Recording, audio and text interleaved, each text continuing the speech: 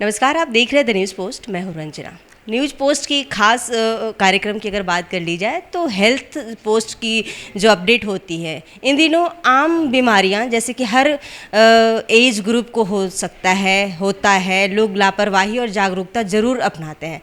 As कोई मायने नहीं है। हम आज बात करेंगे खास बीमारी ऑर्थराइटिस। ऑर्थराइटिस को लेकर लोगों में कितनी जागरूकता है, लोग ऑर्थराइटिस को किस नज़रिए से देखते हैं, ऑर्थराइटिस को गंभीर बीमारी की कैटेगरी में रखते हैं। इसलिए मेरे साथ इस वक्त बात करेंगे राजधानी रांची के सदर अस्पताल के डॉक्टर। सर, अपना पूरा परिचय। मेरा नाम है doctor Sheoran Ali, MS orthopaedics.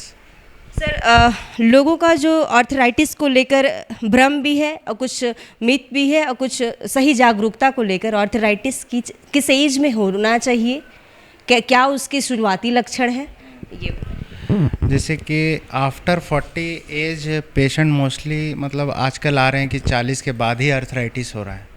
मतलब अर्थराइटिस का सिम्टम है कि जैसे कि पेशेंट को सीढ़ी में चढ़ना उतरना में दिक्कत होता है, चुक्कू मुक्कू बैठ के उठने में दिक्कत होता है। जैसे पेशेंट बाथरूम में बैठ गया कुछ देर, फिर उठने में उसको दिक्कत होता है। और नमाज़ पढ़ के उठने में दिक्कत होता है, जैसे पूजा पाठ में बैठ के उठने में दिक्कत होता है। हाँ, इंडियन बाथरूम है ना। और सबसे बड़ा जो ज़मीन में उठ के और कुछ कुछ पेशेंट कंप्लेन करते जैसे आप कि साउंड करता है, कट कट साउंड करता है। ये भी एक हो सकता है, पर अगर साउंड के साथ आपका पेन भी हो रहा है तो ये सोचने वाली बात है। मतलब इसको डॉक्टर से कंसल्ट करना चाहिए। और साउंड नहीं हो रहा है तो मोस्टली वो नॉर्मल फेनोमेना भी हो सकता है, जो कि मोस्टली आपको एथलीट्स वगैरह में रहता है ये साउंड, जो पहले बचपन से दौड़ रहे हैं, धूप रहे हैं ना। और अर्थराइटिस बहुत तरह का होता है। जो घुटने का होता है वो मोस्ट कॉमन है। मतलब घुटने में सबसे कॉमन होता है अर्थराइटिस, जिसमें क्या होता है कि लस्सा का सूखना, फिर उसका कार्टिलेज जो मुलायम हड्डी होता है वो उसको घिसना, उस समय पेन चालू होता है। ठीक है, तो गैप घटता है तभी ये सब होता है। और इसे मेंटेन करने के लिए किस तरह का खान पान का ज़रूरत है? अगर हर एज वाले को आजकल परेशानी होती है, अगर शुरुआती दौर में ऑर्थराइटिस को कैसे पकड़ा जाए? हाँ, शुरुआती दौर पे अगर पेशेंट का वेट बढ़ रहा है और उसको घुटने में प्रॉब्लम होने लगी है, ठीक है, जैसे सीढ़ी चढ़ने उतरने में लेट से होता है ये, पर चुक्कू मुक्कू बैठ के थोड़ा देर बैठ के उठने के बाद अब उनको सपोर्ट लेना पड़ रहा है उठने के लिए, तो मतलब समझ जाइए इनको सिम्टम चालू हो गया है। ठीक क्या है, उसके लिए हाँ, जैसे कि आफ्टर 40 एज ये क्या है कि मोस्टली आजकल देखा जा रहा है पेशेंट में, और जिनको बहुत ज़्यादा ओवर वेट है वो और उनको थायराइड है लेडीज़ को, है ना, तो वो लोग को जल्दी हो जाता है आजकल। तो उसके लिए इन लोग को वेट मेंटेन करना होगा। दूसरा, थोड़ा सा एक्सरसाइज, मतलब आधा घंटा maximum. Brisk walk is very important, मतलब तेज़ी से चलना, हाथ फेंक के जिसको बोलते हैं तेज़ी से, वो बहुत इंपॉर्टेंट है। रनिंग से भी ज़्यादा अच्छा है ये।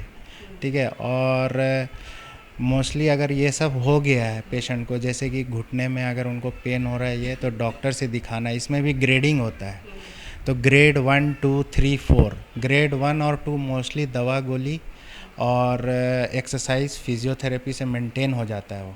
और अगर पेशेंट का ओवर वेट के कारण हो रहा है, जैसे 30s में हो रहा है, तो मतलब मोस्टली ओवर वेट के कारण होता है।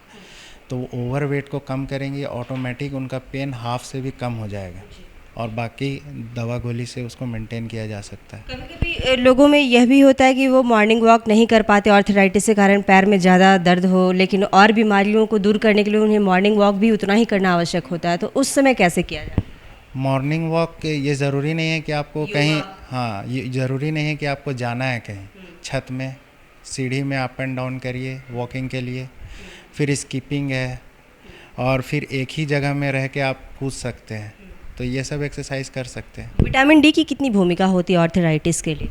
विटामिन डी की जैसे कि आजकल बिलो 30 एज में भी विटामिन डी का कमी है। जैसे आप बैठिएगा, अभी 3-4 पेशेंट ऐसे ही विटामिन डी लेके आएगा, तो विटामिन डी ज़्यादा इम्पोर्टेंट नहीं रखते हैं, पर क्या कि उसको भी रखने के लिए अब बॉडी में धूप चाहिए।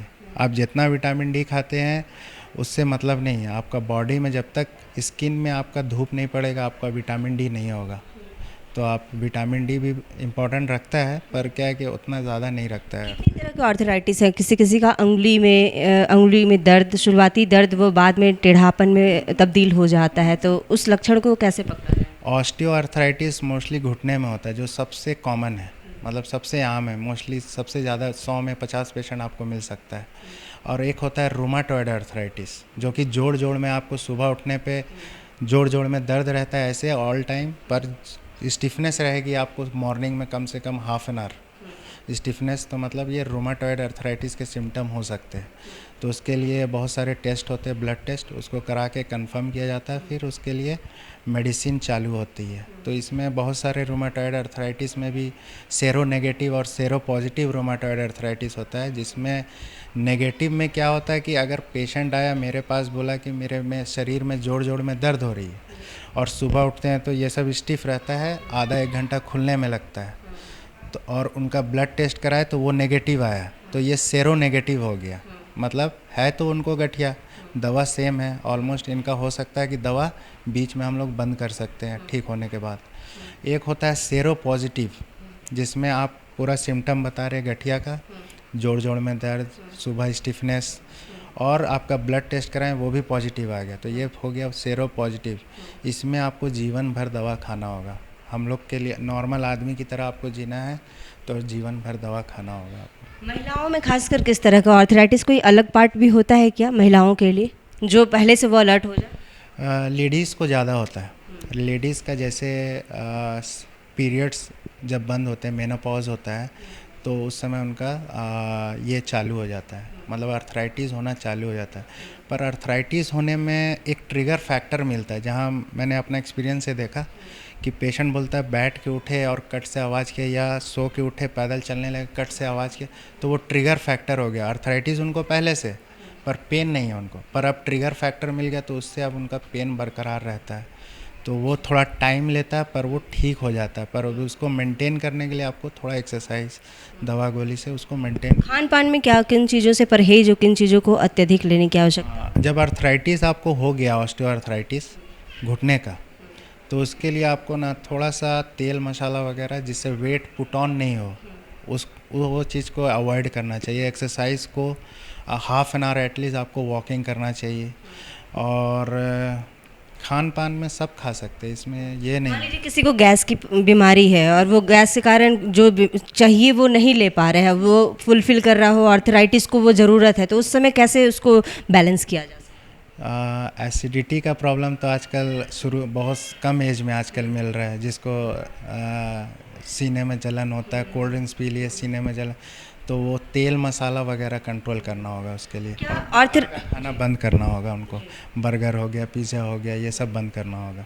क्या भौगोलिक जो है दिशा, भौगोलिक यहाँ का जो वातावरण, यह भी आर्थराइटिस के लिए मायने रखता है क्या? भौगोलिक समझ में नहीं आ रहा है। मतलब कि एनवायरमेंटल डेमोग्राफी अगर देखा हाँ, जाए, जैसे रांची में, हाँ नहीं, ठंड से थोड़ा पेन बढ़ता है आर्थराइटिस, तो उस समय क्या करना है कि पेशेंट, जैसे कि डॉक्टर ने उनको कहा होगा कि 2 बार सेकाई करिएगा गरम से, तो उसको 3 से 4 बार करना होगा गरम से। और नी कैप वगैरह आता है जो सॉक्स, एक ऑर्थोपेडिक का सॉक्स, उसको पहन के रहना होगा। इससे मालिश की कितनी महत्वपूर्ण भूमिका होती है आर्थराइटिस?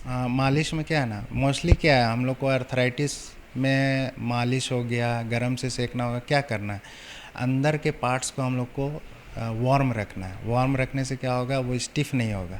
स्टिफ नहीं होगा तो पेशेंट को रिलीफ होता है। तो वो घरेलू कुछ उपाय हैं इसके? हाँ, गरम से सेकना, जैसे कि बाल्टी में गरम पानी लिए, दोनों पैर डाल दिए उसमें और जग से उसको नहला रहे, ये ज़्यादा अच्छा रहता है। फिर हॉट वाटर बैग हो गया, फिर या कोई भी चीज़ गरम तेल में लहसुन, हाँ, वो सब कर सकते हैं आप। गरम रखने के लिए आप सब कर सकते हैं। अगर इन पेशेंट का अगर एज कम है तो मालिश अवॉइड करना चाहिए। हाँ, मालिश अवॉइड करना चाहिए। एक मिथ है कि भिंडी खाने से वो लस्सा बढ़ता है, पर ये मिथ है, ये नहीं है। अगर जैसे ऐसा होता तो फिर सब पेशेंट, किसी को आर्थराइटिस नहीं रहता और भिंडी का टैबलेट आ जाता अभी तक। क्या अनुवांशिकी इसमें है, संभावना होता है कि घर में किसी को आर्थराइटिस है तो फिर उसकी दूसरी तीसरी पीढ़ी को आर्थराइटिस होने की संभावना प्रबल होती है? हाँ, उसको हाँ हो सकती है, ये ज़रूरी नहीं कि हो। अगर उनका वेट ठीक है, सब चीज़ है, पर उसको दिमाग में रखना कि मुझे भी हो सकती है, मेरे मम्मी पापा को है तो हो सकती है, तो शुरू से वो अपना खान पान में ध्यान दे, वेट को नहीं बढ़ने दे। कोई गर्भवती महिला है, वो आर्थराइटिस की पेशेंट सिम्टम धीरे धीरे आ रहा है, तो वो इसे कैसे कंट्रोल करेंगे? अगर मान लीजिए वो गर्भावस्था के दौरान ही उनकी आर्थराइटिस बढ़ रही हो, तो जो बेबी होगा वो उसे भी आर्थराइटिस इफ़ेक्ट कर सकता है? उस समय नहीं करेगा वो। उसके लिए बेबी अगर एब्डोमेन में उनका पेट में है और माँ को आर्थराइटिस है, तो उसको वो आर्थराइटिस होके पैदा होके नहीं आएगा, वो कभी नहीं आएगा। वो रेयर, मतलब रेयर कुछ और प्रॉब्लम होके आर्थराइटिस हो वो बात अलग है, पर वो कभी आर्थराइटिस होके पैदा नहीं आएगा। तो उस समय जो प्रेग्नेंट लेडी है उनको क्या परहेज़ करना चाहिए और क्या किन उपायों को ज़्यादा ध्यान रखना होगा जिन्हें आर्थराइटिस, क्योंकि आजकल कॉमन हो गया? हाँ, अभी जैसे ना कि अभी क्या है कि अभी का दौर में कोई फिजियोथेरेपी नहीं करता, मतलब कोई एक्सरसाइज करना नहीं चाहता है। प्रेग्नेंट हो गई तो बैठ के सिर्फ आराम करना, आराम नहीं, थोड़ा सा एक्सरसाइज भी करना ज़रूरी है। तो वो गायनी और ऑप्स गायनी जो डॉक्टर्स होती हैं, तो वो कुछ कुछ एक्सरसाइज बताती हैं, पेल्विक एक्सरसाइज, उसको करना होगा आपको, तो वो मेंटेन रहता है। और वो जैसे डिलीवरी के बाद क्या होता है कि वज़न बढ़ता है, तो उसको कंट्रोल करना होगा डिलीवरी के बाद, तो ये बहुत अच्छा होता है। मैक्सिमम ना डिलीवरी के बाद क्या होता है, बैक पेन का बहुत प्रॉब्लम होता है ना, तो उससे क्या है कि फिजियो से ही हो जाता है। और अगर एक्सरसाइज वगैरह करती रहती हैं प्रेगनेंसी के दौरान थोड़ा बहुत, तो वो मेंटेन रहेगा। सर ये बता दीजिए, रांची में किस तरीके के पेशेंट आप ज़्यादा देख रहे हैं? तो किस तरीके, आपके पास राज्य भर के पेशेंट आते होंगे लेकिन रांची के ज़्यादा देखते होंगे आप, तो किस तरीके के कॉमन समस्या आ रही है आपके पास आर्थराइटिस को लेकर? हाँ, आर्थराइटिस जैसे कि आजकल मुझे मैक्सिमम जो दिख रहा है वो जैसे हिमपीढ़ी के कुछ पेशेंट आते हैं, हम हिमपीढ़ी के हैं, तो हिमपीढ़ी के देखते हैं कि मतलब ओवर वेट लेडीज़ आती हैं जो 30s में है और उनको आर्थराइटिस है, वो भी ग्रेड 3, है ना, ग्रेड 3। तो ये खान पान से हो रहा है इन लोग का, है ना। नॉनवेज का कितना रोल होता है आर्थराइटिस में? नॉनवेज खा सकते हैं अगर यूरिक एसिड इनका मेंटेन है, यूरिक एसिड से भी इनका आर्थराइटिस पेन होता है, पर वो ज़रूरी नहीं कि वो आर्थराइटिस ही है।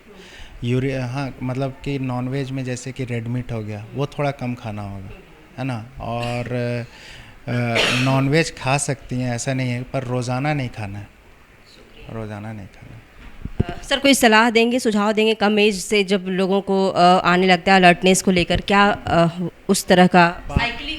हाँ, बाहर का खाना एकदम बंद करना होगा, मतलब पिज़्ज़ा वगैरह जो आजकल बहुत चल रहा है ना, उससे वेट ज़्यादा पुट ऑन होता है, तो पुट ऑन होने से थाई मसल थोड़ा सा रिलैक्स रहता है, उस स्ट्रांग नहीं रहता है, तो आर्थराइटिस होने का ज़्यादा चांस होता है। मेन अभी वेट मैनेजमेंट बहुत इम्पोर्टेंट है। और ये कुछ फोटोग्राफ्स है यहाँ पे जैसे कि समझाने के लिए, ये थाई बोन हो गया, थाई बोन, है ना, ये थाई बोन के नीचे हो गया हड्डी जिसको टिबिया बोलते हैं, इसको फीमर बोलते हैं, और ये फिबुला, है ना, ये छोटा सा बोन साइड से। तो यहाँ पे ये दोनों हड्डी के बीच में गैप होता है, ठीक है, और गैप के बीच में लस्सा होता है जिसको हम लोग साइनोवियल फ्लूइड बोलते हैं, ठीक है। तो वो फ्लूइड मेंटेन करता है, मतलब वो ग्रीस का काम करता है। तो हम लोग चुको मुको बैठ के उठना, कोई पेन नहीं हो रहा, तो वो सब साइनोवियल फ्लूइड है। और ये जो आप स्काई ब्लू कलर देख रहे हैं, ये दोनों तरफ रहता है हड्डी में, ठीक है। तो ये हो गया कार्टिलेज, है ना, मुलायम हड्डी, कुरकुरा हड्डी बोलिए आम भाषा में। तो जब ये साइनोवियल फ्लूइड कम होने लगता है, ग्रीस कम होने लगता है, तो ये घिसने लगता है, देखिए दिखा रहा है, ये रेड ये दिखा रहा है ना। तो ये ग्रीस जो कम हो रहा है तो वो घिसने लगता है, तब पेन शुरू होता है पेशेंट का। तो जब ये पैर फोल्ड करके कुछ भी काम करेंगे, जैसे चुक्को मुक्को बाथरूम में, हाँ, जो कॉमन है, ग्लूकोजामाइन 1500 mg, है ना, स्टैंडर्ड डोज है, ये ओडी लेना होता है, और भी बहुत सारी होती है, तो सबसे इम्पोर्टेंट वही है। और भी अब हाथों में ये रूमाटॉयड आर्थराइटिस के सिम्टम बता रहे हैं, ये रूमाटॉयड आर्थराइटिस जिसमें जोड़ में दर्द होता है, तो उंगली फूलने लगता है ये सब, और टेढ़ा होने लगता है। तो ये रेयरली देखने को आजकल मिलता है। आजकल पेशेंट अवेयर है गठिया का लेके कि हमको गठिया हो गया है, तो अवेयर है तो तुरंत डॉक्टर के पास जाते हैं और इसका ट्रीटमेंट ये बहुत, हाँ, तो ये नहीं होगा, टेढ़ा मेढ़ा नहीं होगा एटलीस्ट, और हम लोग की तरह लाइफ गुजार सकते हैं। आप सुन रहे थे सदर अस्पताल के जाने माने डॉक्टर अली साहब को। इन्होंने जागरूकता को लेकर कहा कि लोग आजकल अवेयर ज़रूर हो गए हैं। ख़ास तौर पर इन्होंने विटामिन डी की भी भूमिका को बताई और आर्थराइटिस एक कॉमन बीमारी इन दिनों बन गया है, खान पान की भी उसमें भूमिका ज़रूर रहती है। इन्होंने सलाह दिया कि वॉक करें, अगर आप सड़कों पर वॉक करने से परहेज़ करते हैं तो छत पर ही वॉक करें। और गठिया कॉमन बीमारी हो गई है, इसका इलाज संभव है अगर आप सही समय पर इलाज कराते हैं। खासकर महिलाओं को अगर कहा जाए तो महिलाएं 30 के करीब जैसे ही पहुंचती हैं तो हल्का हल्का जैसे ही घुटना में उनका दर्द शुरू हो, कोई अलग तरह की साउंड आने लगे, तो वो डॉक्टर के पास जाएं, संपर्क करें, ताकि बाद में इसे लेकर गंभीर समस्या से बचा जा सकता है। न्यूज़ पोस्ट के इस हेल्थ पोस्ट के सेक्शन में ऐसे ही आपको हर बीमारियों से जो कॉमन बीमारियां हैं उसे आपको हमेशा अपडेट कराता रहेगा। तमाम इसी तरह के अपडेट्स के लिए बने रहिएगा द न्यूज़ पोस्ट के साथ। नमस्कार।